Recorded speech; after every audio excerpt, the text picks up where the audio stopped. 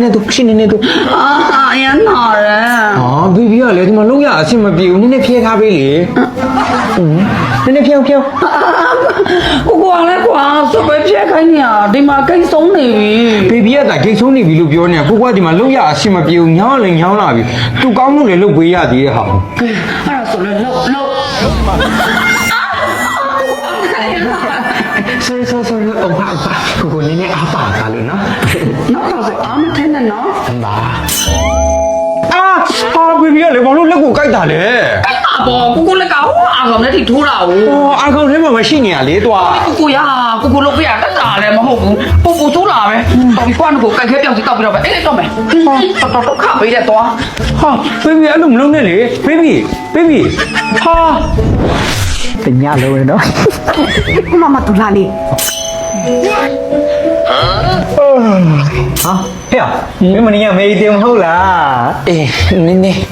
နင်းလုံးမနေနဲ့မနီးကမင်းတို့နှစ်ယောက်ကြောင့်ဘေးခန်းလူတွေတောင်အိမ်များဦးရဲ့နော်ဟာအဲ့တော့ဆိုးသွားလားဟာအားနာလိုက်တာဒါနဲ့မင်းတို့ညောက်ကောကြားလိုက်သေးလိုက်ဟာရပါတယ်ကွာဟောဒါနဲ့ငါမနီးကပေးထားရလေကျုပ်နဲ့စပရိုက်လေအလုပ်ဖြစ်တယ်ဟောဘာလို့ဖြစ်ရမှာလဲမင်းတို့ဘာချက်တွေးနေရလဲဟာမဟုတ်လေဒါလေးဟာမင်းတို့ထင်တဲ့အတိုင်းဘာတစ်ခုမှကိုမဖြစ်လိုက်ရတာစကိုမစားလိုက်ရတာကွာဒါဆိုမင်းညောက်အခန်းအတန်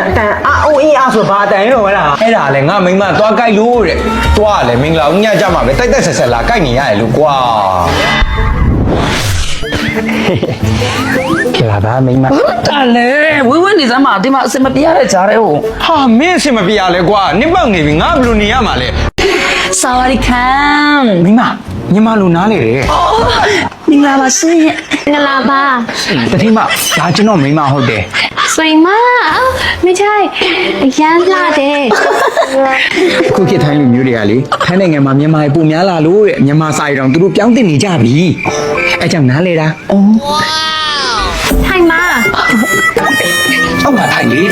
အိုးအပေါ်မှာထိုင် အောက်မှာထိုင်လို့ โอ้ยထိုင်နိုင်ငံရောက်တာနဲ့ဖင်တောင်နေရမရတော့ဘူးအောက်မှာပဲထိုင်တော့မယ်ခက်ခဲရတော့အလိုရှိပါတယ်ထေးမရဲ့အဲအကြောင်းလေကျွန်တော်မိမကိုကျွန်တော်နဲ့နေခွင့်ပေးနိုင်မလားမသိဘူးဒိုင်မိမမဟုတ်ဘူးလေဒီမှာနေလို့ရတယ်လို့ပြောတာရတယ်တဲ့အော်အဲ့လိုလားအေးကျေးဇူးပါခါမเป็นไร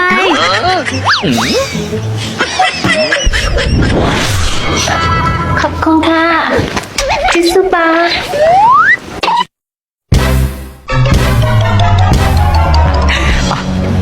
ယောက်ျားခဏနေအောင်ပြောစရာရှိလို့ဒီမှာသွားဆိုင်ရှိတယ်ဒီနေ့စက်ရုံသွားမှာအရေးကြီးတယ်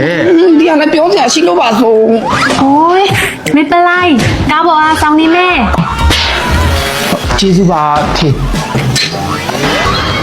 ကဲမိမဘာပြောမှလဲပြောဘာပြောမှလဲရှင်နဲ့တခြင်းမနေပုံထိုင်ပုံကလည်းနော်အလုပ်ရှင်နဲ့အလုပ်ဓမ္မပုံစံကမဟုတ်မိမရဲ့ဘာများလဲလို့တတိမဒီလောက်စီတဘောကောင်းတာမိမတော့အိမ်မှာခေါ်တင်ထားသေးတာပဲကို့မှမဟုတ်တခြားဝန်ထမ်းတွေဆိုရင်လည်း तू ကဒီတိုင်းပဲဆက်ဆံတာနော်ပြီးတော့လေသူ့မှာလေရီးသားရှိတယ်ကိုတို့လိုမျိုးလေအာရှသားတွေကိုမကြိုက်ဘူးအာဖရိကသားတွေကိုပဲကြိုက်တာမသိဘူးကျမတော့လေဒီထန်းကိုရောက်ပါပြီဆိုကြတယ်ရှင်တို့နှစ်ယောက်ရဲ့ဆက်ဆံရေးတွေကိုတန်နေဝင်ပြီးအမြဲတမ်းစောင့်ကြည့်ကြတာဒီမှာကောင်းနေပူထူလို့လေစပင်နေလည်းမြန်မာနိုင်ငံထဲကတော့တခြားစီဖြစ်နေပြီပါလက်နေပြီကျမစပင်နေမိမရဲ့အဲ့တော့ညာဘာညာစိတ်ညစ်ခံနေသေးလေဒီမှာဒီမှာ shiny အစင်းမြင့်အောင်စီမွေးတာတုံးလိုက် shiny အေးလေဒီ shiny အစင်းမြင့်အောင်စီမွေးရလေတခြားအောင်စီထွက်ဗီတာမင် E နဲ့ဆတောင်ပါတယ်မိမရဲ့အခုငါမိမရဲ့ဆန္ဒတွေကပြည့်စည်နေရမလားအဲ့ကြရင်လေခေါင်းမလျှော်ခင်နိုင်ဝဲလောက်ကိုနှက်ထားလိုက်ရုံပဲသူကဥယျာဉ်ပြအတွင်းပိုင်းတိဆန္ဒတွေကိုအဖြစ်ပေးရမလို့သူတဲ့နဲ့မောင်တန်ဆွမ်းလာမှတိတ်ချတယ်မိမရဲ့shiny အောင်စီမွေးကြောင့်ငါယောက်ျားထိုင်းရတော်စပင်မကြုတ်ဘဲနဲ့ဒီလိုဖြစ်နေတာဟုတ်အဖေအပေါင်စားမိမဘာလာလောက်တာလဲဘာလာလောက်ရမှာတော့အမပဲပြောတော့ miss ပြိုင်နောက်ကွယ်နဲ့ support လို့ရဆိုအဲ့ဒါအဖေကအမအကြောင်းနဲ့ဒီအိမ်ကိုပေါင်လိုက်ပြီးဟေ့မင်းမမပြောနဲ့လို့ငါမှားထားတယ်လေအဖေကလည်းအချိန်တန်အမသိမှာပဲဟုတ်အဖေကလည်းသမီး miss ပြိုင်မှုလောက်နဲ့အိမ်ကိုပေါင်လိုက်ရလားအဲ့လောက်ထိကိုမလိုပါဘူးလိုတာပေါ့သမီးရဲ့ငါသမီးလေးက miss ပြိုင်မှာမဟုတ်လားမြို့ကြီးပြကြီးများသူများတွေရဲ့ကြားထဲမှာညနာငင်းနေမှာဆိုလို့ကွပေါင်လို့လည်းဘာဖြစ်လို့သမီးရဲ့ငါသမီးဆူရရင်ပြန်ရွေးပါပေါ့ဖေးတို့ဒီမှာတောင်မနေတော့ဘူးရန်ကုန်မြို့ကြီးကကွန်ဒိုကြီးပါသွားပြီနေမှာသမီးရဲ့သမီးလေအဖေတို့ဖြစ်ချင်တာကိုလုပ်ပေးခြင်းပဲသမီးဒီနေ့တော့မပြန်ပြစ်တော့တော့ထင်တယ်ဖေရဲ့ဘာဖြစ်လို့ဒီနေ့ဖောက်သွားတင်တော့လေ နာမည်ကြီးစီနီယာအမတယောက်ကလည်းဖောင်းလာတင်တယ်သူလည်းပြိုင်မှာတဲ့သူတို့လိုနာမည်ကြီးပြိုင်မှာတော့တမီးတို့လိုမြတ်တက်ဘလို့လုပ်ပြီးနေရတော့မှာလဲ အဲ့လိုပြောလို့လည်းမရဘူးလေသမီးရဲ့ရှင်ပြန်ချင်းသာအတိတ်ကတဲ့အပြီးတော့ဖေးရစကားအရာတာပြောတာပါပေါင်လာခုမှစပေါင်လာဆိုတော့ဖေးအဆင်ပြေပြန်ရွေးလို့ရတာပဲဒါသမီးလေးဘာမှမစိုးရင်လည်းဟုတ်ပြီလား အော်ဒါနဲ့လေအမအရန်ကိုကြောက်ပါတယ်ဆိုတော့စီနီယာအမရဲ့ပုံကြီးတွေရှိလားကြည့်ကြည့်ရအောင် ရှိရဟုတ်တူ လက်ဆက်တတ်တော့သူ့ကို အဖေကသိလို့လား မသိပါဘူး ဩအဖေရဲ့မသိဘဲနဲ့ညာတွေးကြသေးတာပေါ့ဟာ ငါယောက်ျားပြန်လာလို့လေပတ်စံပါလို့ရှိရင်ရှုပ်ပတ်စံနဲ့ဖိုးပြမယ်သိလား မလဲနှစ်ယောက်သားချက်ဖြတ်ရှုံးနေတိပါလုံးတည်တာမင်းမမတည်တာ မဟုတ်ရှင်ပြောတာဘာမှမဟုတ် မိမဒါမှဖြစ်နေကြ ယောက်ျားလေသူတို့ကပြောနေကြောက်ဖြတ်ရှုံးနေတယ်သူတို့ပြောတာဟုတ်လားယင်ဟုတ်လားလို့ပြောဟုတ်လား ဒီမှာခမရတို့ကလည်းနော်ကြောက်ဖြစ်ရှုံးတော့များဆန်းလို့ကျုပ်မှလေကြောက်တလုံးနဲ့ရှိတယ်လို့ဘသူကပြောလေဟောဒီမှာထောင်ချီကြောက်တလုံးရှိနေတယ်ဗျ အော်ကြောက်တလုံးရှိသေးတာလားအပိုင်ရဲ့နေကိုငါချစ်လို့စားတာပါနော်ဒီပတ်စံနဲ့ဘာမှမဟုတ်ဘူးနောက်တွင်လဲလာခဲ့အောင်နော်ငါပြန်လောက်မယ်နော်တတာ လူတွေများတော့အံ့ဩစရာကြီး ယောက်ျားဒါလေတကယ်ပဲထောင်ချမိုက်တိုင်နဲ့ကြောက်ကြည့်လိုက်ရင်ယောက်ျားလေဒီကြောက်ချတော့မိမမပြောပါနဲ့ဒါလား ဒီကြောက်လားဒီကြောက်လေ မလဲနှစ်ယောက်သားချက်ဖြတ်ရှုံးနေတိပါလုံးတည်တာနင်းတာမတည်တာ ဒါဆိုဒီကြောက်က လမ်းခင်းကြောက်ကြီး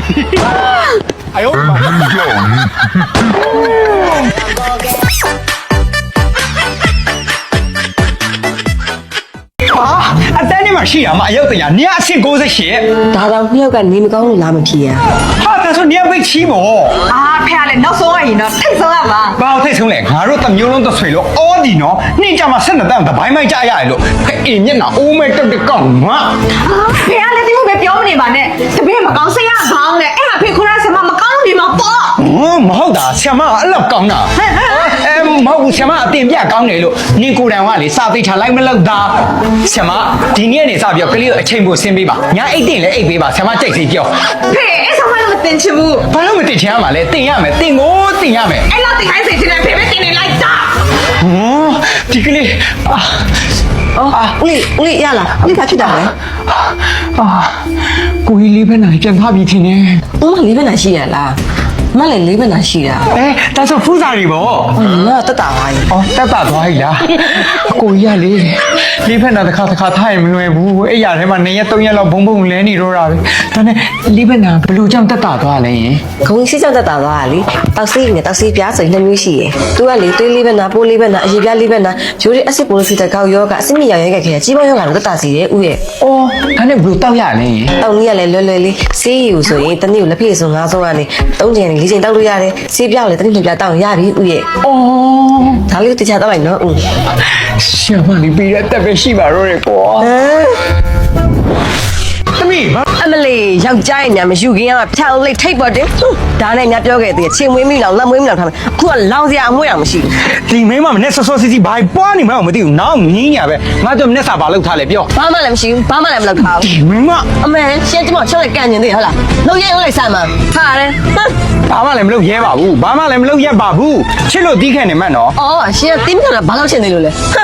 ဒီလိုလူနဲ့ယူရင်ဒီလိုတွေလုံးရမယ်မန်သားအသိဖို့ကြရဲ့အမစ်ကနားထောက်ခဲ့ပါငါဟိုကမိုက်တာငါဟိုကအချစ်ယူယူနေခဲ့ပြီဦးလေးစကားအလား အားရကြီးအော်ဘူးညာလေတဲတုံရဲ့ဘာလာလို့တာတော့ကြောင်းမသွားပဲနဲ့ ကိုကိုတတိယကိုလာတွေ့ရလေကိုကိုကလည်း တဲတုံကလည်းခဏကြံတဲတုံအမေတွေ့ရင်ဆူနေပါအောင်မယ်တဲတုံအမေကလေကိုနဲ့သွားကြိုက်တာလည်းမဟုတ်ပဲနဲ့ ဟိုအမေကြိုက်တိတ်ုံကြိုင်ပြီးရောလေ တဲတုံကလည်းဆုံးနေပြန်ပါပြီ လာပါတကူသွားဆန်းအောင်စားနေပြီ တဲတုံရဲ့ဒီနေ့တော့လိုက်မစားပါနဲ့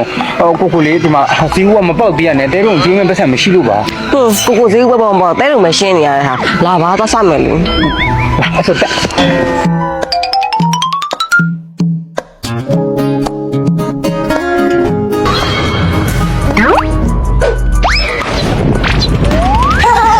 ကျောင်းတော့မဲ့ဒါဘာလောက်လာလဲ အမေကပြောရဲ့မိမယူတော့တဲ့နင်အပြင်သွားတဲ့နင်အင်ဂျီတွေကခောက်ရိုးတစ်ထောင်နဲ့ကြည်မွားနေရပဲတဲ့မိမယူရနဲ့အင်ဂျီကြည်ရနဲ့ဘာဆိုင်လို့လဲနော်အသက်ကပြခုမှ24ပဲရှိသေးတယ်ငယ်ပါသေးတယ်ကဲဘလို့ပဲဖြစ်ပါဒီနေ့အပြင်သွားမယ်ဆိုတော့အမေရဲ့အပြောကနေလွတ်အောင်အင်ဂျီကိုတေချာလေးမိပူတိုက်ပြီးတော့သွားမယ်လက်ကြည့်နော်ကဲဒီနေ့ကတော့ Sofret ရဲ့အထည်ချုပ်စက်ရုံတစ်ဖွင့်ပွဲကြီးကိုသွားမှာပဲဖြစ်ပါရဲ့ခင်ဗျာ Sofret နဲ့လိုက်အောင်တော့အဝိုင်အောင်လေးရွေးထားတယ်ဘလို့လဲရောက်တာရောက်သွားစိတ်ထဲတော့တိတ်မသွားချင်ပါဘူးဘာလို့လဲဆိုတော့ Sofret ကထုတ်သမျှအင်ဂျီတွေက တွေကလေအမေတို့အမတို့အတော်တို့သူတို့ကြောင့်ဝတ်လို့ရပြီးတော့ကျွန်တော်ကြောင့်ဝတ်လို့မရဘူးလေအကြောင်းကတော့မိန်းကလေးအထည်တွေပဲဖြစ်နေလို့ပါပဲခင်ဗျာကဲဒါတွေထားလိုက်ပါရွှေင်းကြီးအထည်ချုပ်စက်ရုံတစ်ဖွင့်ပွဲဆိုတော့ဝါတိကန်သားလေးကလည်းမပါမဖြစ်ပေါ့ဗျာကဲဆိုင်းတောက်ရင်လည်းပဲမဝိုင်းချုံမနဲ့လည်းတွေးခဲ့ပါသေးတယ်ခင်ဗျာတန်ဖိုးရှိရဲ့စကားလေးလည်းကြားခဲ့ရပါသေးတယ်ခင်ဗျာကဲစက်ရုံကြီးကိုလည်းတစ်ချက်လောက်ရှိုးလိုက်ပါဦးနှမ်းမအယောက်1000နီးပါးလောက်ဆန့်တာမို့လို့ဆိုဖရက်အထည်တွေကိုလည်းအရင်အထက်အများကြီးထုတ်လာနိုင်တော့မယ်ပစ္စည်းတွေပြတ်မအောင်ကြောက်တဲ့မမတွေအတွက်ကတော့သတင်းကောင်းပါပဲခင်ဗျာကဲဒီနေ့စတင်ဖွင့်လှစ်လိုက်ပြီဖြစ်တဲ့ရွှေင်းကြီးအထည်ချုပ်စက်ရုံကြီးလည်းဒီထက်မကအောင်မြင်ပါစေလို့ဆုတောင်းပေးပါရခင်ဗျာဆိုဖရက်အင်ဂျီတွေကိုလည်းမဝတ်ဖူးတည်းရဲ့သူတွေရှိတယ်ဆိုရင်ဆိုဖရက်ကိုစမ်းဝေးကြည့်ကြနော်အိမ်ကအမေကတော့ဆိုဖရက်မှဆိုဖရက်ပါပဲခင်ဗျာဆိုဖရက်